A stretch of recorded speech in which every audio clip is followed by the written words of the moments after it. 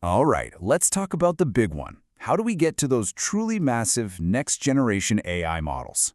Well, a really groundbreaking paper from DeepSeek might have just unlocked a critical secret. It's called MHC, and it tackles a problem that's been a major roadblock for years.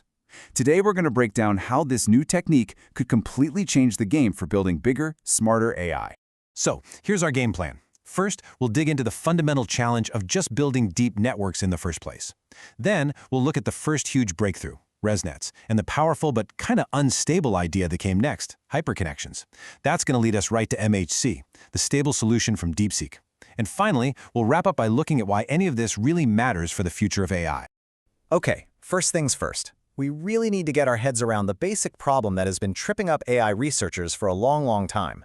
It's all about what happens when you try to scale up. I mean, it sounds totally backward, right? You'd think, hey, let's just add more layers to a neural network and it'll get more powerful, more intelligent. But for the longest time, the exact opposite was true. As researchers kept adding layers, the performance would actually get worse and the whole system would just become unstable. So what in the world was going on? Well, the whole issue boils down to the learning signals themselves, what we call gradients. Imagine you're passing a message down a really long line of people. By the time it gets to the end, that message is either a tiny, faint whisper or it's a completely garbled, shouted mess. That is exactly what was happening inside these deep networks. The signals would either vanish into nothing, so the network couldn't learn, or they'd just explode and cause total chaos. So this problem was a massive bottleneck for the field. That is, until 2015, when this brilliantly simple idea came along and just changed everything. It's called a residual network, or you've probably heard of it as ResNet. You know, what's really amazing here is just how fast this all happened. Before 2015, trying to build deep networks was a huge gamble. Then boom, Microsoft Research introduces the ResNet, using this thing called a skip connection. And just 1 year later, that idea was refined even more to make it more powerful. This really laid the foundation for pretty much all modern AI architectures we see today. So what was this revolutionary idea? A skip connection. The best way to think about it is like this. Instead of forcing the information signal to go through every single dense city block, every single layer, you build an express highway that lets the signal literally skip a few of those blocks. This makes sure that the original clean signal doesn't get lost or messed up, which keeps those gradients stable. It was just this super elegant solution that finally let us build truly deep networks. Now, ResNets were amazing.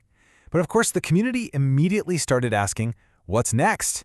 What if those information highways weren't fixed? What if they could actually adapt based on the traffic? This led to a really powerful new idea called hyperconnections. And you guessed it, a whole new problem. This comparison here just nails the conceptual leap. We basically went from static infrastructure to a dynamic learning system. A regular old skip connection is like a fixed one-lane bridge, but a hyperconnection is like a smart bridge.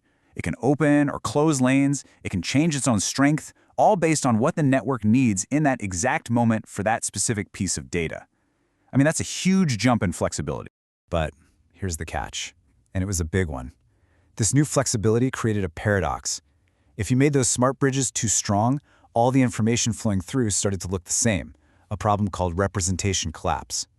But if you made them too weak, you were right back where you started with those pesky vanishing gradients. It was a lose-lose situation.